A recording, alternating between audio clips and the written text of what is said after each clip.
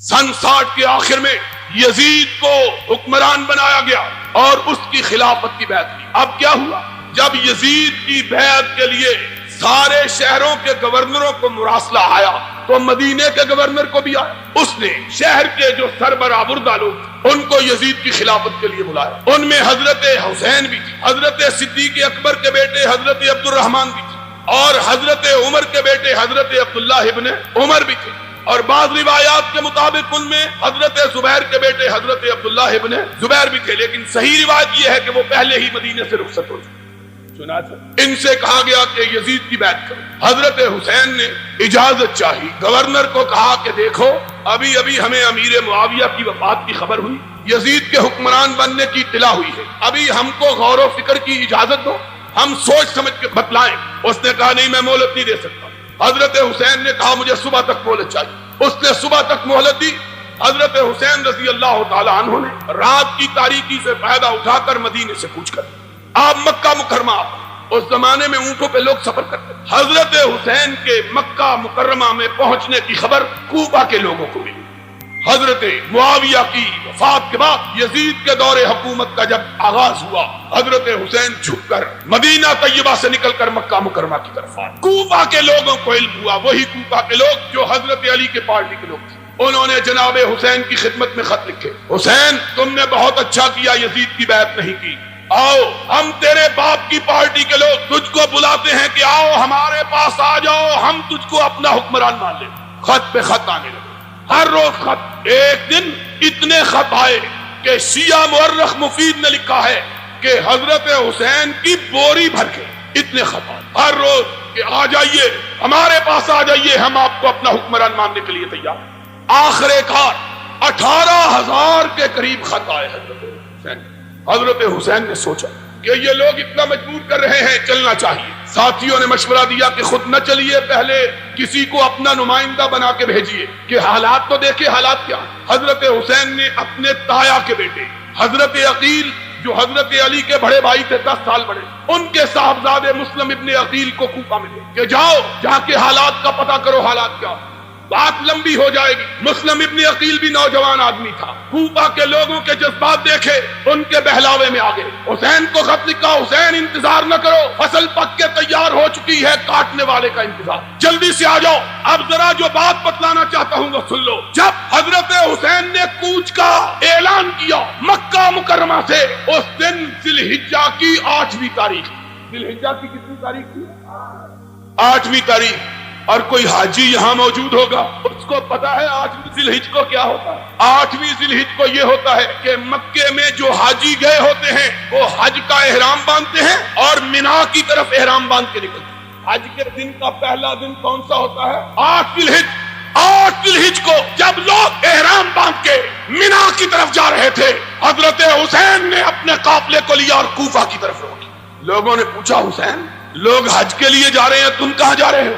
फरमाया मुझको मेरे बाप के शिया ने बुलाया है, मैं कूफा में जा रहा हूं।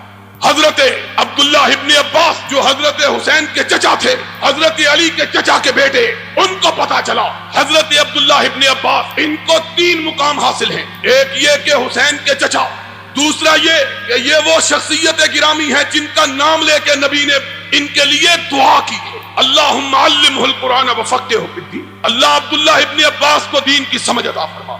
तीसरा, ये हजरत अली की फौजों के कमांडर इन चीफ रहे। 3 हैसियतें। अब्दुल्लाह इब्ने अब्बास को पता चला, भागे हुए आए, हुसैन की ऊंटनी की महार थाम ली। फरमाया हुसैन कहां जा रहे हो? कहा कूफे के शियों ने बुलाया है। फरमाया जिन शियों ने तेरे बाप से वफा नहीं की, तुझसे वफा कैसे करेंगे? न जाओ। हुसैन जाना है तो किसी और जगह जाओ। अब हुसैन दाना और बीना आदमी, 59 साल के पुख्ता उम्र के इंसान, गर्मो सर्द जशीला, अब्दुल्लाह इब्ने अब्बास को कहते हैं चचा मेरे रास्ते से हट जाओ, मैंने जो फैसला कर लिया है उससे पलटने के लिए तैयार नहीं। हजरत इब्ने अब्बास ने कहा, हुसैन अगर मुझे मालूम हो कि मैं तेरे ऊंट के रास्ते में लेट जाऊंगा तो रुक जाएगा, तो मैं लेटने के लिए तैयार हूं, मत जाओ। हुसैन ने कहा चचा अब आगे उठे हुए कदम पीछे नहीं हट सकते। अब्दुल्लाह इब्ने अब्बास ने तारीखी अल्फाज कहे, फरमाया अगर तू नहीं रुकता तो मेरी पशीन गोई सुन ले, मैं तेरी दाढ़ी के बालों को खून में रंगा हुआ देख रहा हूं। जिन्होंने तेरे बड़े भाई और तेरे बाप से वफा नहीं की वो तुझसे भी वफा नहीं करे। हुसैन इसके बावजूद चल निकले। اب ادھر ماجرا دیکھیے کہ مسلم ابن عقیل کے ہاتھ پر 32,000 سے زیادہ لوگوں نے موت کی بیعت کی. یزید کو پتا چلا کوفے کے صوبے کے حالات خراب ہیں. اس نے پہلے گورنر کو تبدیل کر کے عبید اللہ ابن زیاد کو گورنر بنا کے بھیجا. صرف 18 آدمی اس کے ساتھ بھیجے. کتنے آدمی؟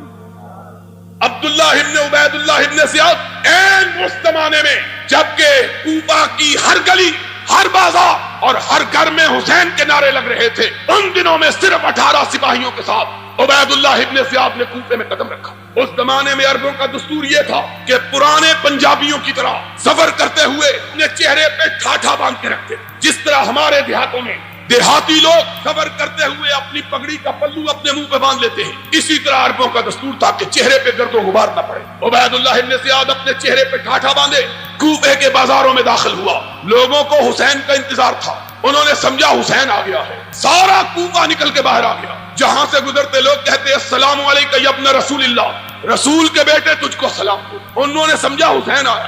جب تک عبید اللہ ابن زیاد اپنے گورنر ہاؤس میں پہنچے 32,000 کے قریب کوفی جمع ہو چکے تھے. حضرت مسلم ابن عقیل کو پتا چلا، وہ بھی بھاگے ہوئے آئے کہ حسین آ گیا.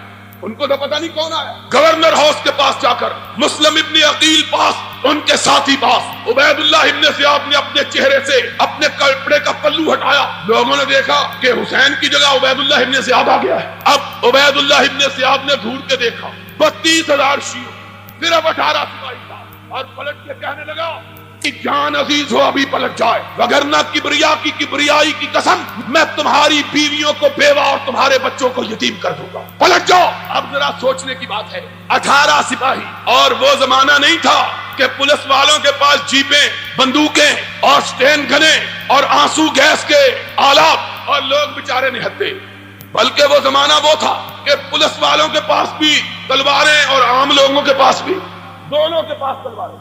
لیکن کوفے والوں کا حال پنجاب کی اس بستی کا سا تھا جس بستی میں ایک چور ایک ڈانگ لے کے آ گیا، پوری بستی والوں کو آگے لگا لیا. آگے آگے بستی والے پورے بھاگ رہے، پیچھے اکیلا چور بھاگ رہا. صبح کو لوگوں نے پوچھا اور تمہاری مت ماری گئی ہے، تمہیں کیا ہو گیا؟ کہنے لگے کیا کرے، ہم سارا گاؤں اکیلے اور چور اور لاٹھی 2 جنے تھے. یہ کوفے کے لوگوں کا حال. 18 سپاہی، 32,000 جوان. 18 کو دیکھ کے لوگوں نے کھسکنا شروع کیا. حضرت مسلم ابن عقیل نے پیچھے مڑ کے دیکھا کہ 32,000 میں صرف 3200 باقی رہ گئے. کہا پکڑ لو اس گورنر کو، اس کی بوٹیاں اڑا دو، پکڑ لو. عبید اللہ ابن زیاد نے کہا کسی کی ماں نے بچہ جنا ہو تو آگے بڑھ کے تو دکھائے. یہ کہنے کی دیر تھی کہ عبید اللہ ابن زیاد نے یہ لفظ نکالے. مسلم ابن عقیل نے دیکھا کہ صرف 32 آدمی ساتھ رہ گئے. اب ذرا اور آگے بڑھے. جاؤ الارشاد شیخ مفید کی، اعلام الورا تبرسی کی، الفصول المہمہ ابن سباق کی، کشف الغمہ اربلی کی، تمہاری کتابیں اٹھاؤ. کوئی مقابلہ، کوئی لڑائی نہیں ہوئی. تھوڑی دیر گزری، مسلم ابن عقیل نے دیکھا کہ تنہا تنہا کوفہ کے بازاروں میں کھڑا ہے، کوئی ساتھ باقی نہیں بچا. پردے، اجنبی، تنہا، غریب الوطن، کوفے کے راستوں کو بھی نہیں جانا، پتہ ہی نہیں راستہ کیا. اب بھاگا. اس کی تو بالکل یہی مثال ہے کہ میرے جیسا آدمی شاد باغ میں آئے، تم سارے بھاگ جاؤ تو میں کہاں جاؤں گا؟ مجھے تو راستہ بھی نہیں آتا شاد باغ، کہاں جاؤں؟ مسلم ابن عقیل کے جائے تو جائے کہاں؟ ادھر بھاگے ادھر بھاگے. آخر ایک گلی میں گھسے، دروازے پہ دستک دی. اس شیعہ نے جس نے موت کی بیعت کی ہوئی تھی، حسین کے بھیا کے چہرے کو دیکھا، اپنے کواڑ بند کر. دوسرے دروازے پہ دستک، اس نے دیکھا، پھر کواڑ بند کر لیے. تیسرے چوتھے بھاگتے رہے، پیچھے سپاہی بھاگ رہے ہیں. تعاقب ہو رہا ہے.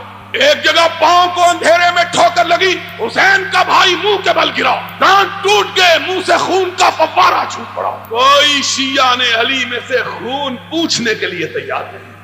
ساری رات مسلم ابن عقیل کوفہ کے بازاروں میں کوفیوں کی بے وفائی کا ذکر کرتے ہوئے گھومتے رہے. کوئی پناہ دینے کے لیے تیار نہ ہوا. پیاس سے نڈھال ایک مکان کے دروازے پہ جا کے گر پڑے. چیخ کی آواز گھر والوں تک پہنچی. ایک بڑھیا اندر سے باہر آئی. دیکھا کہ مسلم ابن عقیل جس کے ہاتھ میں کل ہزاروں نوجوان موت کی بیعت حسین کے لیے کر رہے تھے، اس بڑھیا نے مسلم ابن عقیل کو اندر جگہ دی. بیٹے نے کھٹ پٹ کی آواز سنی، پوچھا اماں کون ہے؟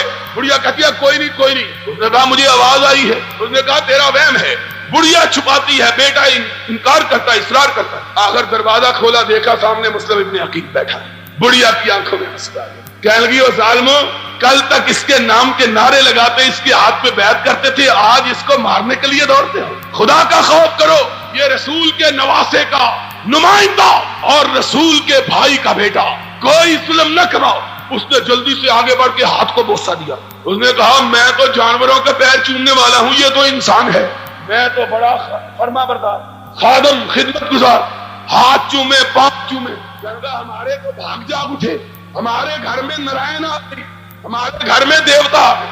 ماں بیچاری دھوکہ کھا گئی۔ اس نے کہا ہاں کسی کو بتلا نہیں، کہا ماں ایسی بات کیا کرتی ہو؟ تھوڑی دیر گزری کہ بیٹے صاحب وضو کرنے لگے۔ اس نے کہا کیا بات ہے؟ ابھی تو فجر کی اذان بھی نہیں ہوئی۔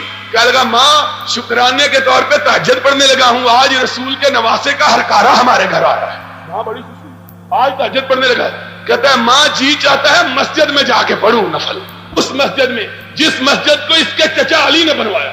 ماں نے دروازہ کھولا، وضو کر کے سیدھا گورنر ہاؤس پہنچا۔ عبید اللہ ابن زیاد کو کہنے لگا آؤ میں تمہارا شکار اپنے گھر میں پھنسا کے آیا۔ ان کی حالت، حضرت مسلم ابن عقیل شہید ہوئے، قافلہ حسین مکہ سے رخصت ہو چکا ہے، چند منزل فاصلہ طے کیا۔ حسین کو خبر ہوئی مسلم ابن عقیل اس طرح بے یار و مددگار، بے کسی اور بے بسی کی موت مارے گئے ہیں۔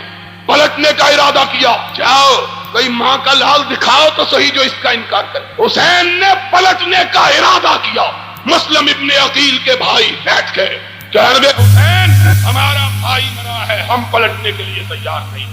حسین نے دیکھا یہ پلٹنے پر آمادہ نہیں، فرمایا اگر تم پلٹنے پر تیار نہیں تو میں بھی نہیں پلٹتا۔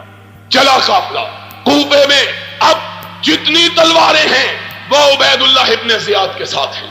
لوگ وہی لوگ جو کل تک حسین حسین کا نعرہ بلند کر رہے تھے، آج یزید یزید کے نعرے بلند کر رہے ہیں۔ اور ابھی کئی منزل دور کربلا میں نہیں پہنچے، 10 تاریخ کی صبح 10 بجے کہ ادھر سے عبید اللہ ابن زیاد اپنا لشکر لے کے آ پہنچا۔ حسین نے نظر اٹھائی، دیکھا لشکر میں کوئی بھی شامی نہیں، سارے کوفے کے لوگ۔ کہا کیوں آئے ہو؟ کہا حسین تجھ سے لڑنے کے لیے آئے ہیں۔ حسین نے بوری بھری ہوئی خطوں کی اٹھائی، ایک ایک کا نام لیا، تم میں تمہارا فلاں سردار موجود ہے؟ اس نے کہا موجود ہے۔ فرمایا یہ تم ہی نے خط لکھ کے مجھ کو بلایا تھا؟ کہا بلایا تھا، غلطی ہو گئی تھی۔ کہا اگر غلطی ہو گئی تھی تو اب کم از کم گھر میں بیٹھے رہتے، میرے خلاف لڑنے کے لیے تو نہ آتے۔